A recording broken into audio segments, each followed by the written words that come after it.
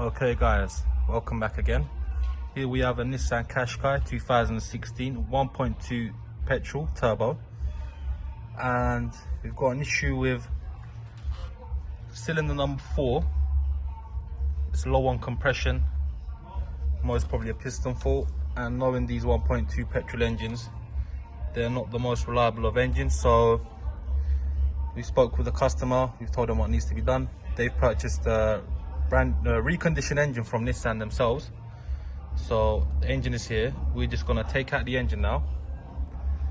Here we've taken off the battery and stuff, air filter box, getting it ready to take out. Now empty the aircon gas as well, so that we don't lose any of the aircon gas in the system. Now we're gonna go ahead and start taking it off. Okay, so now we're underneath the vehicle. The way we're gonna take this engine out is we will be dropping the subframe, removing this plastic bracket here so that we can remove this metal bar. Then we will empty the oil, gearbox oil, antifreeze, take out the subframe rather than taking out the front end, as we find that this will be much easier when taking out this engine. So now we're just going to empty the fluids, start cracking on, take off the wheels, prepare taking out the front subframe, and then we'll be taking it from there. Okay, so now just going over the engine, notice the silicone that's been applied on the sump here, and the silicone that you can see on the timing chain cover. So we're guessing that this vehicle had the timing chain done before, and as you can see the silicone marks up there. So this vehicle is only 2016. It's got 24,000 miles on the clock, so it's a bit suspicious about the mileage as well. But now the customer's got a reconditioned engine that'll be going in from Nissan, so hopefully they'll have plenty of miles to go without any problems like this. Okay, so now as you can see, we've taken out the drive shafts, both sides, taken out the subframe, emptied the engine oil, oil filter, gearbox oil, separated the subframe from steering rack.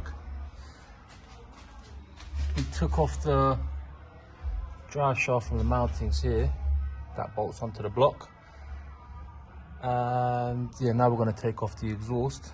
There's a structural frame that goes from here to here, which supports the radiators at the front. So we have had to tie up the pack from the top so that it doesn't drop once we remove that bar. And there's a chassis cable here that mounts on to the gearbox. Had to remove that one as well. Now all that's left to do is remove the coolant pipes, aircon pipes, and the exhaust, and we'll take it from there. Okay, so we're finished at the bottom.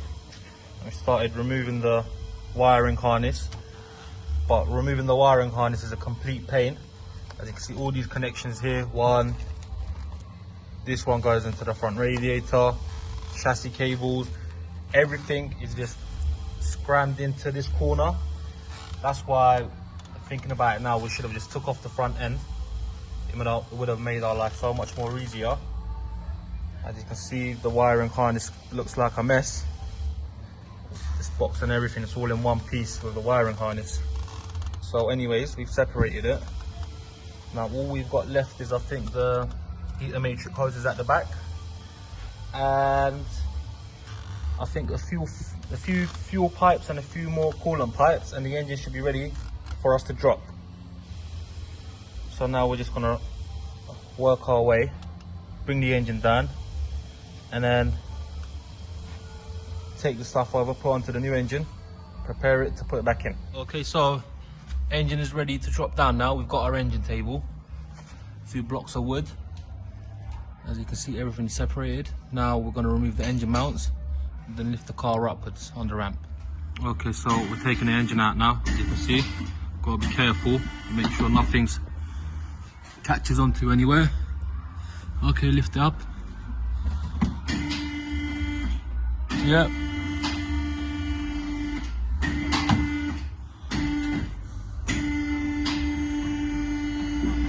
Okay. And as you can see, we've got our engine and gearbox out in one piece. Now, I don't know whether this was the easy or the difficult part. Now, everything on this engine, we've got to go and put it onto the bare engine now.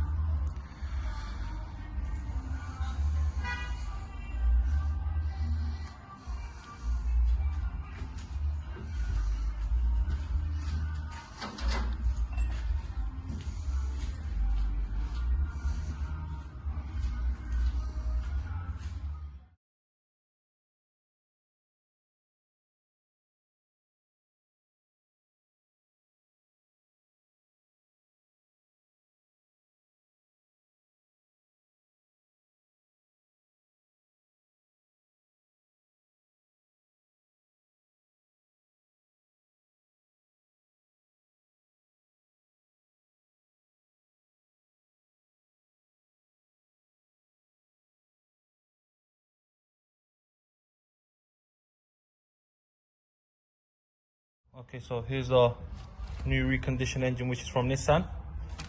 You can see, obviously no spark plugs, just the fuel pump and the rail, as you can see. So everything else, we're just gonna have to take it off.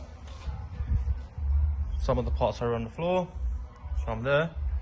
We're just gonna have to put it together. Okay, so now we've opened up our new engine. Gonna start putting the water pump, crank pulley, idler pulley, alternator bracket, and then take it from there.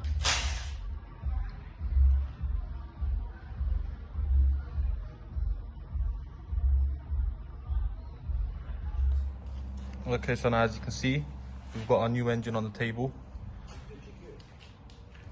Put the gearbox on, flywheel, everything, torque converters tightened up.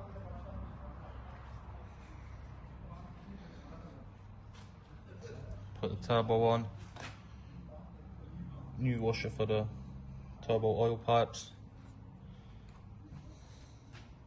And as you can see, that's our old engine. And that's going to go back as Nissan wanted it as a surcharge. So yeah, now we're just going to crack on, put the starter on, loom on, and then the coolant pipes onto the thermostat. Okay, so as you can see, everything is in its place, apart from a few fuel pipes and a brake servo pipe, which goes into here.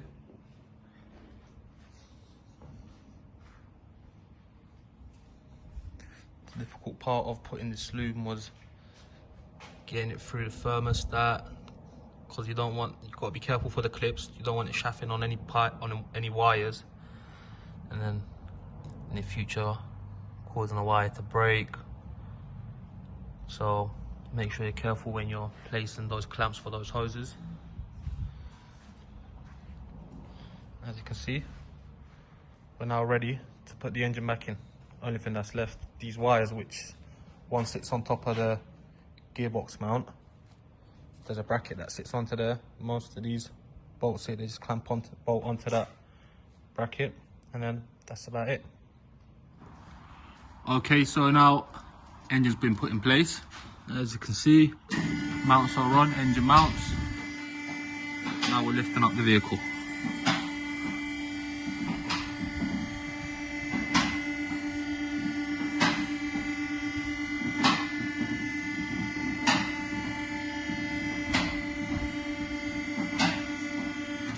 Engine is now securely attached to the chassis of the vehicle. Now we're just going to start putting it back together in reverse order we took it out, and then put the bottom subframe, connect it up, try to get it started today. Okay guys, now put everything back into its place. The most challenging part was this wiring loom, fuse box, ECU down here. ECU was the easy part, but had a few chassis cables going down on the side. And you can see all the coolant pipes are back together, turbo pipes, AC pipes. So we fill up with engine oil, antifreeze, put the aircon gas in. All that's left to do now is put the bottom subframe on, and then should be good to go after. Okay, now as you can see, the front subframe is on. Everything put back together, everything tightened. Bled the coolant system, topped up the gearbox oil, put the tyres on, Just charged up our battery for a bit. Now we're going to bring the vehicle down. Start up the vehicle. Leave it running for 5-10 minutes. Check for any leaks or anything unusual. And once we see everything is clear, we're closing the bottom, taking it for a test drive. Okay, so now we're just going to start the vehicle.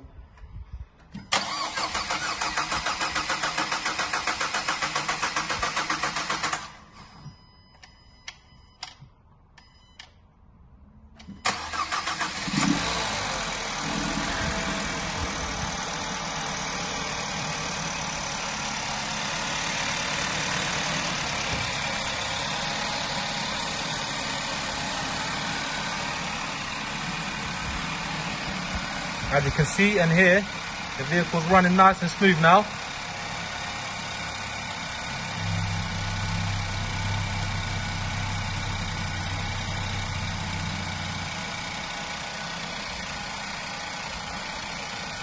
We're going to keep it running for another 10-15 minutes on the ramp. Okay, as you can see, it's running nice and smooth. No leaks, no unusual noises.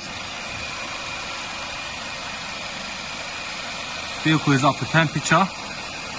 Fan has kicked in. Now we're just going to put the bottom covers on and take for a test drive before we hand it over to our customer tomorrow. Thanks for watching, guys. I hope you guys like, comment and subscribe. Thank you.